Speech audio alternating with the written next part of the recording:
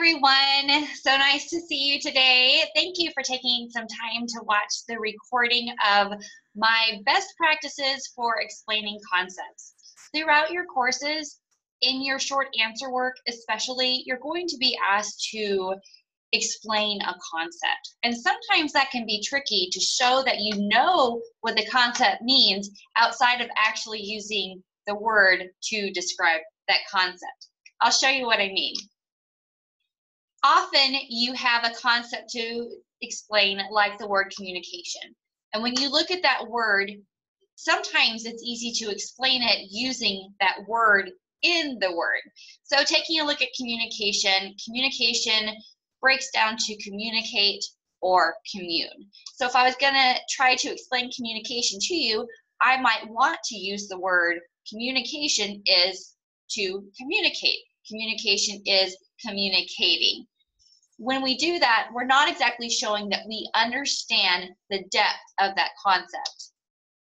So to do so, we might want to go look up some synonyms, which is a really easy way to explain a concept without using the word in a word. I often go to thesaurus.com and type in the word like communication and see what other words might help me understand it. As you see from my example, we have the word connect, transmission, correspond. These are all words that we could use to describe communication. So what does communication mean? When you're answering a question asking you the meaning of a concept, or any question really, you want to make sure that you restate the question. So I would say communication means. Next, I would use a synonym to describe the word communication. So instead of saying communication means, I cross that out, I might use a word like transferring.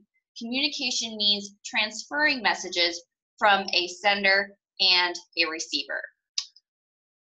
After you get done answering the question of what communication means, if you're not prompted for an example, it's always a good idea to go ahead and throw one in. You want to make sure that you avoid generalizations. So in my example, transferring messages is very broad. Rather, let's be specific and let's use details. Here's an example. I'm just going to read it to you. Communication means transferring messages from a sender to a receiver. For example, at work, I let my manager know when my lunch break is going to run longer due to an appointment. In this instance, I am the sender and my manager is the receiver with the information that I will take a longer break.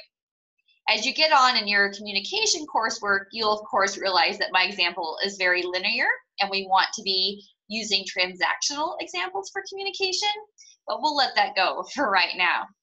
I've also in my example highlighted a couple of words to show you how I've continued to use synonyms to further explain.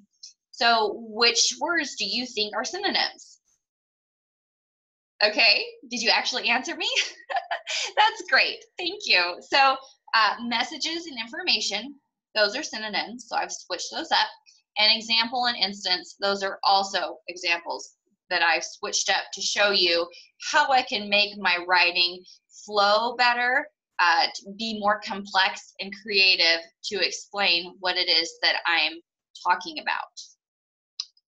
So that wraps up this little slideshow. Thank you for listening. If you have any questions for me, you can always email me. You can also use my Google Voice number, send me a text message. I'm happy to help you out. And of course, if I'm not your instructor, please ask your instructor. We love to answer your questions and we're here for you. Thank you. Have a good one.